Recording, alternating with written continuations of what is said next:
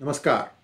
Today I am with Sree RVS Mani and we are going to take a slightly different look at the recently concluded state assembly elections.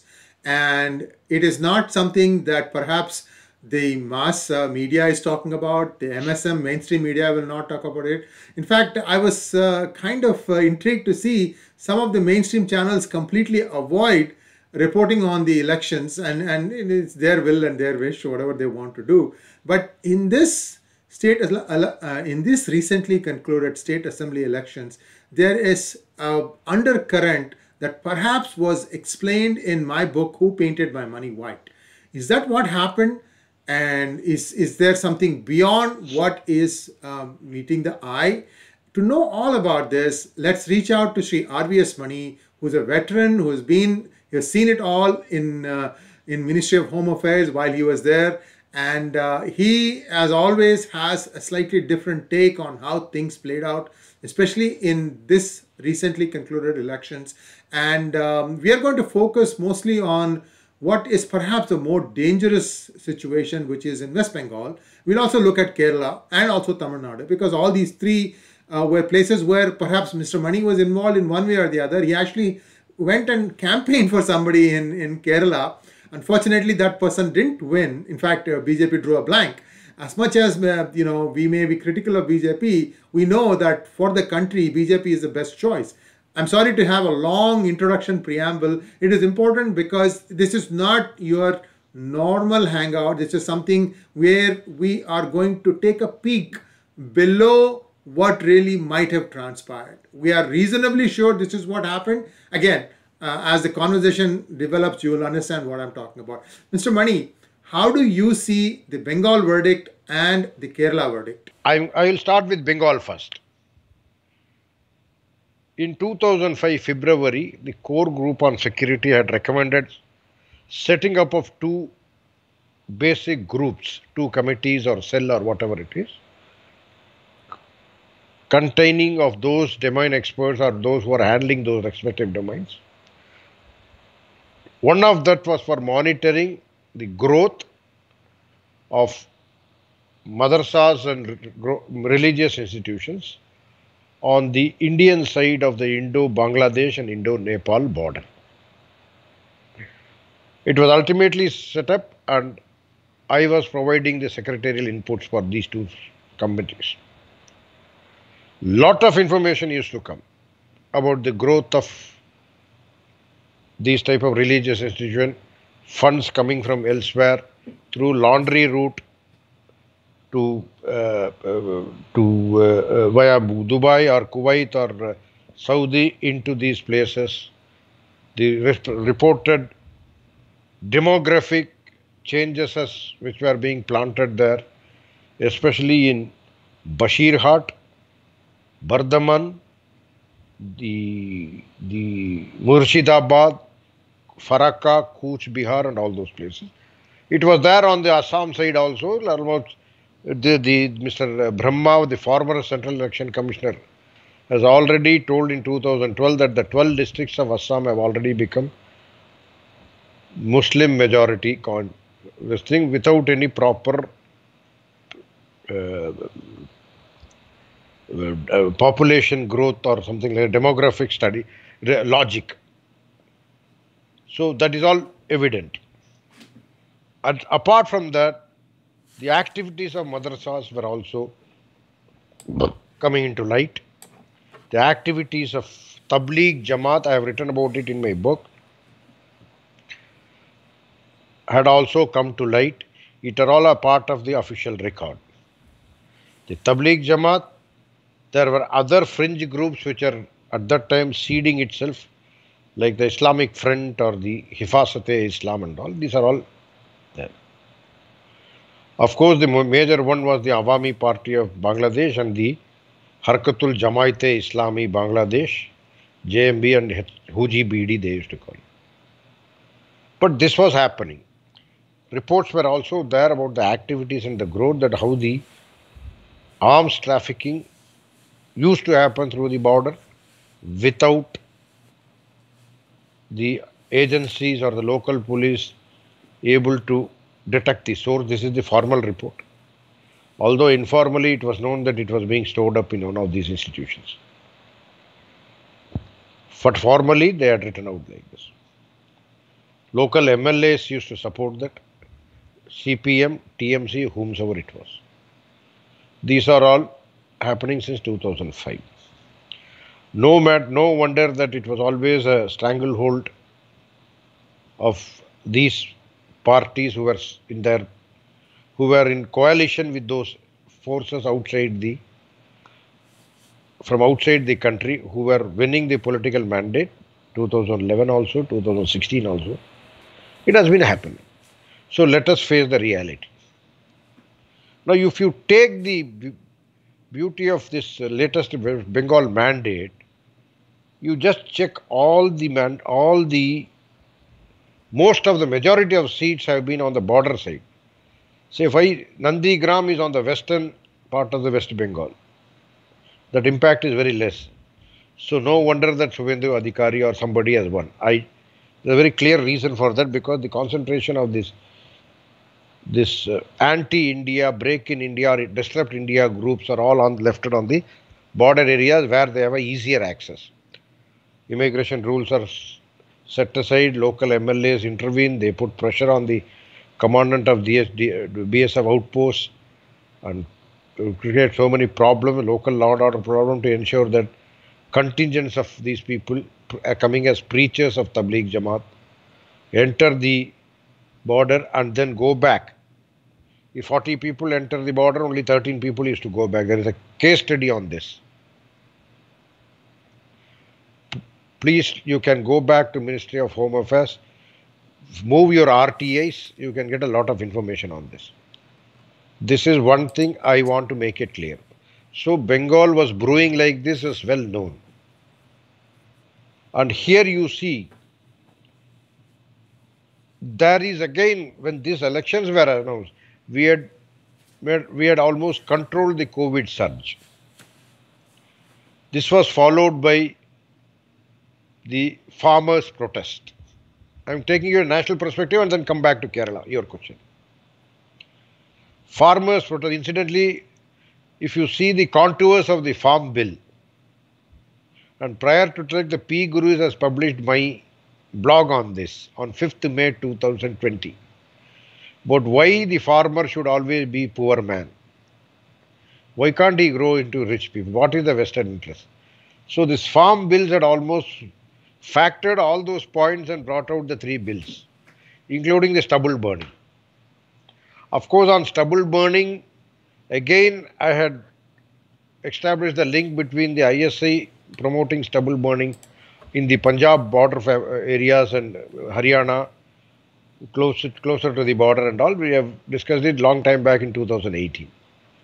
So that is also one of the reasons that this stubble burning law against stubble burning was brought, and the first priority of all these fellows were to drop that. Even in the negotiation, it was one of the major items.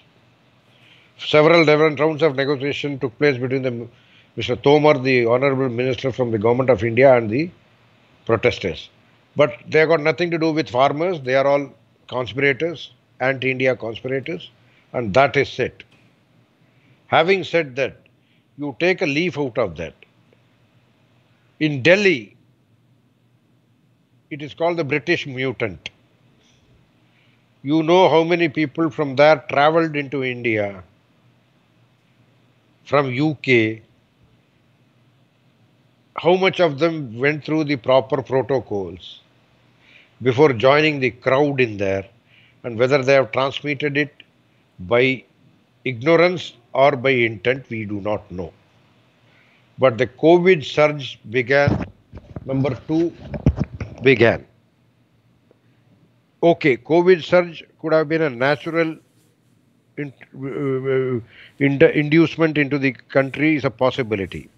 But the after effects of the COVID surge, the events which have happened after that, is a giveaway that COVID surge was a conspiracy against the Indian juggernaut, Modi juggernaut.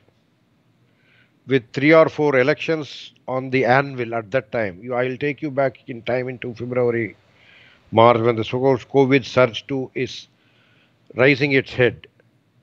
It is every possible, very likely, highly likely that it was done by with a intent to counter the Modi juggernaut. Because see, please. Sir, the prevalent opinion, and I could be wrong about this, is that the Mumbai surge is because of the double mutant, and the Delhi surge is because of the British UK strain. And now people are returning from Kumbh Mela and they are all testing COVID positive. What is the strain that they are being detected from Kumbh Mela? There is no information on that. I see. And Okay. number two is many of them are, I don't know how much of them are symptomatic. See, that data needs to be brought out, that how many of the people who were returned from Kumbh Mela, because I know quite a few of them, they are still carrying on healthily. True. I mean, if your antibodies are able to fight it off, you can't stop this thing from spreading. It spreads in the air, so there is nothing you can do about it.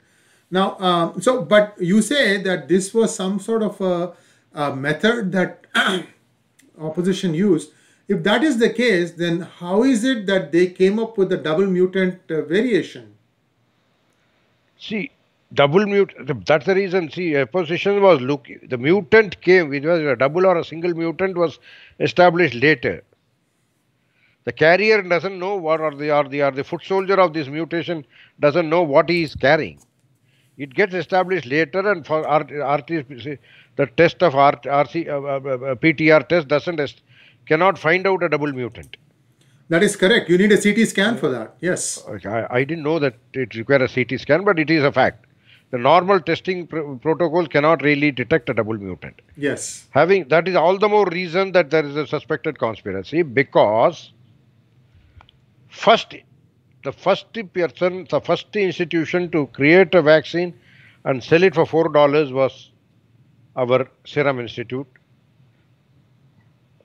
It was incapacitated from increasing its capacity by virtue of a fire in the building in January 2021. That was the first sign of a conspiracy.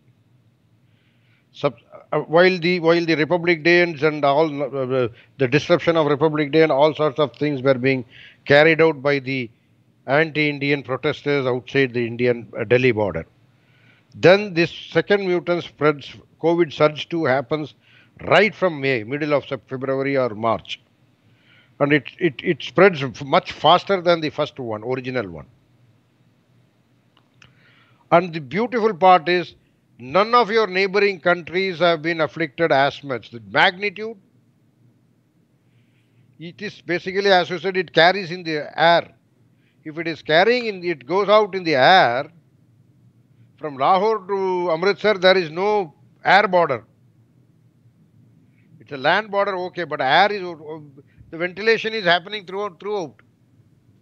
From Jaisalmer to Munabhav, there is no air border. But still it happened. But whereas it is not happening there. So if it is going through in the air, why did it not happen in some place like Nepal or Sikkim or Bhutan or even Pakistan or Bangladesh for that matter? Another very important factor. Even our own film stars are going to Maldives for respite or whatever it is. Has it spread there? No. It is spreading only in India of this type of magnitude. And this spread happened after we invented the vaccine for this and started giving it to the world. So it is a pharma conspiracy or it is a larger conspiracy, is again needs a detail.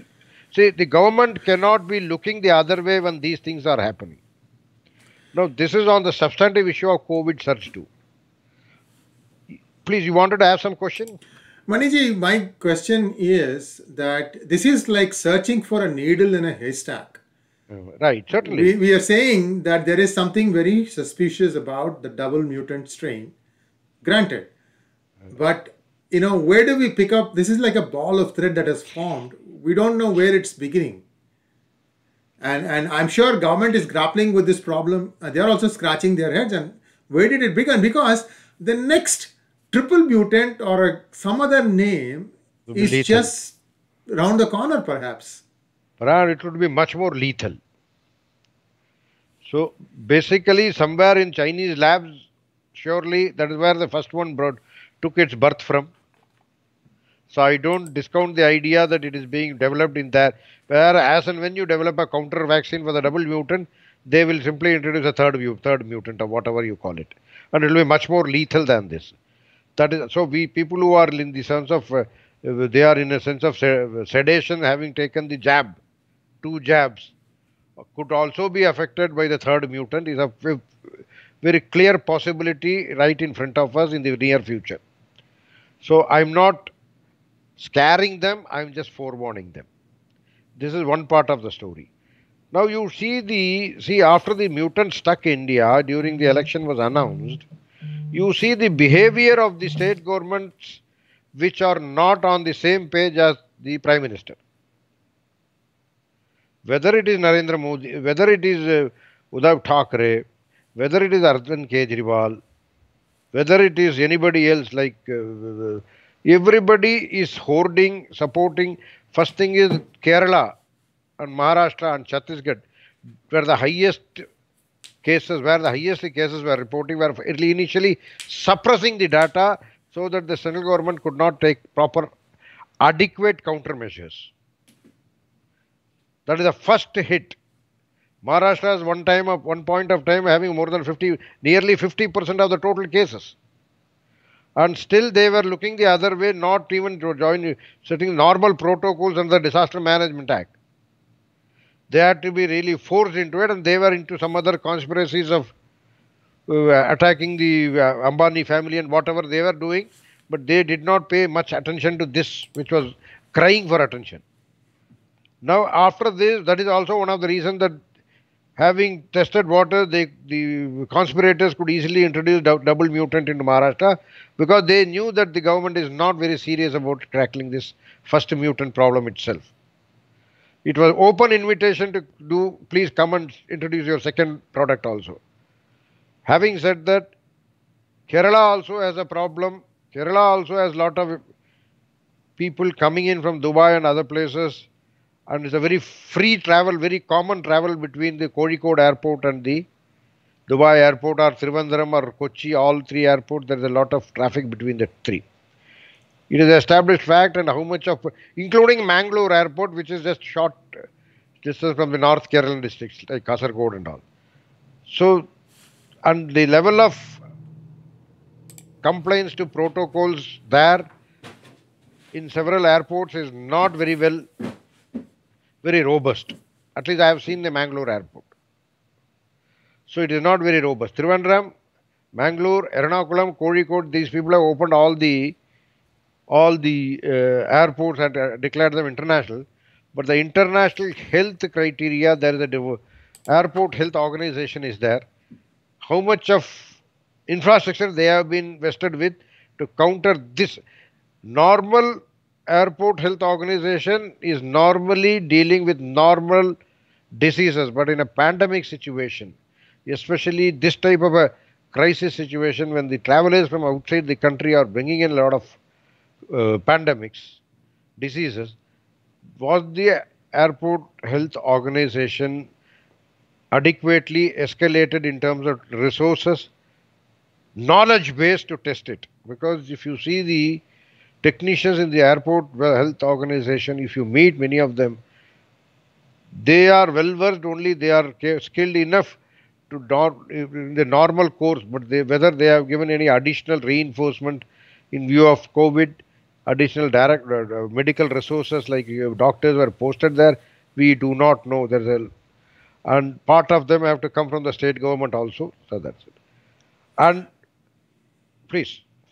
Now, Maniji, I would just like to kind of wrap up. We understand that there are lapses in how regulation of traffic incoming has happened. Sir, Pinarayi Vijayan was one of the worst performing chief ministers in terms of handling the COVID. They basically suppressed, lied through their teeth. And yet he has come back with a higher majority than before. How can one explain this phenomenon? Very shocking. Absolutely shocking that this fellow has come back to power. I respect the people's verdict or whatever it is. It is their, they deserve the government they choose. Having said that, Pinarayi Vijayan, not only he was also involved in all sorts of smuggling of gold. It is well established his private secretary or whomsoever were caught doing this. And also, still in spite of that, he got re-elected, not just with us, with stronger mandate, because the popular, so far it has been a bipolar contest and the Congress is losing almost everything everywhere in Kerala. There is no presence in spite of their former party president having become an MP from that state. It is unfortunate that the Congress has lost its bearings in Kerala. In other states, it has ceased to exist. But it was incumbent upon them. But the entire conspiracy was to stop Modi. The attention was different. Congress did not fight to make a government.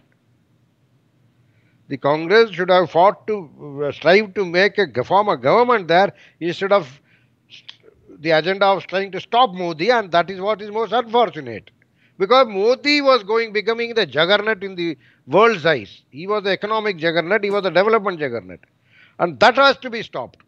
And that is the reason this Kerala Congress simply joined hands. In many places it were fixed matches. In many places it has been, see now somebody like the development person like Sridharan losing out because they put a common candidate against him. Mr. Nemam constituency, Mr. Kumbam Rajashekaran lost out because he stands out for development. Last sitting former MLA from there had brought in around 400 crores of central funds. So it was simply to fail the developmental juggernaut of Modi. The conspiracy is to arrest the growth of India, and that is why Kerala has been lost. Not a single seat, a person who has brought in investments. That party's successor is losing out from there is a shameful thing. Another person who has established the highest infrastructure in the country, most valuable, whether it is Delhi, whether it is Kochi Metro, he is losing out. And losing out a common candidate of LDF and UDF. That were all fixed matches. So Congress has actually failed the country. So viewers, I'm going to keep referring to these two words: focused channeling, focused channeling, focused channeling. Remember this, because from here on up until this problem is solved in India, I'm going to keep saying that. What is focused channeling? You'll get a hint if you read this book of mine. What is focused channeling? Okay, this has been something that has been perfected by Mr. Prashant Kishor. He has done this successfully in West Bengal and in Tamil Nadu. I don't know whether the hawa or the wave or the wind blew across the Western Ghats and went into Kerala also, but I'll give you a small hint. Again, focused channeling. 49% or 45%, we don't know the exact number, of Kerala is still Hindu. Only 16 to 18% of the real estate in Kerala is owned by Hindus. When you think of non-performing state, how is it that one section, which coincidentally happens to be of the same religion, is rich beyond means? And when that richness comes from doing nothing, then there is also incentives to procreate. First of all, India doesn't have a one-man, one-woman law for Muslims. There is no child control, population control law either. And money is no problem. The more you make, the more you make. And Garbha Jihad. Yeah, exactly. Garbha Jihad. Yes. So you, look, you think that this is all conspiratorial? Wait for another 5 years and see how much more the population is going to be increasing in these places. Because right now, with Mamta Didi Hats off to you. You won a battle fair and square with one good foot. All that is great. But I hope you rule for the whole of West Bengal and not only for some people, because if you do that, they will first attack you. I'm sorry to say this, but anyway, this is just my rant at seeing this kind of respect. I'm in double quotes, I'm satirical here, that the state of Kerala has shown to one of its tallest citizens, Dr. E. Sridharan. If you say you are 100% literate, if you say that everyone in Kerala knows how to read and write, and then you don't elect one of the best and brightest minds of the state, what are you saying about yourself? Please introspect. Sir, final word from you, because I'm getting a little but perturbed that even that the elections have come to this level. Please go ahead, sir. As you said, focused and channelized. It is certainly because you see they have been very very well focused about channeling their resources, which have come from several parts of the Indian secular front, getting money from somewhere. TMC getting money from somewhere, using that to many of the Bengalis will know about the existence of youth clubs, a very noble institutions, totally taken over by TMC goons in the last 10 years. They send the money in a COVID situation when people are out of jobs. Every family of their voters get 1,000 rupees. Like that, it is all channelized either through madrasas or through these youth clubs. And that is how the entire money has been spent absolutely, which is outside the purview of the election commission auditor. Similar things have happened in Kerala too. At least my friend has told me from Thiruvananthapuram that what type of thing, as you said, 18% of the real estate held by Hindus, all others by other communities. These are all have played a factor, especially in the North Kerala, in the border districts of the Bengal. It has absolutely played, and the demography will ensure that from now onwards, there is hardly any chance for a developmental party, for a developmental agenda to be coming back in the state, because in 5 years, many contours will change.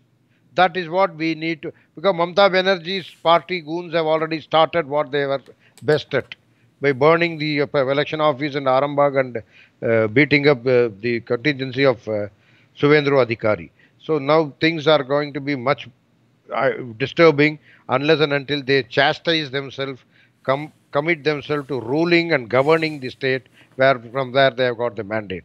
If that is the mandate they have got, they will govern. If the mandate is given by a hidden hand, invisible hand, I can't forecast anything. That is what I say.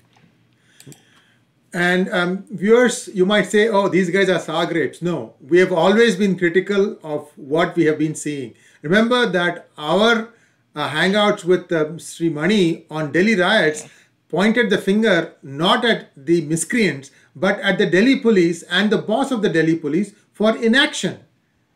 We said that the Delhi police is corrupt at the lowest level, and they knew a lot of things and they just let it go. So we are not taking sides here. We are more concerned about Bharat Varsha. That's all it is, and take it for what it is. Okay, this is not good news for India. This is actually terrible news. But how do we go about fixing this thing? There are ways. It's not that everybody has got the same set mindset. There are many people who are willing to listen, which is our hope, that if we can reach to 1,000 people out of 100,000, that is even still an achievement, because at least 100 of those 1,000 will think why we are saying what we are saying. Please think about it, reflect. This is a very, very serious matter. With that, I sign off this hangout. Thank you very much, Mr. Mani, for joining us. Thank you very much. And namaskar.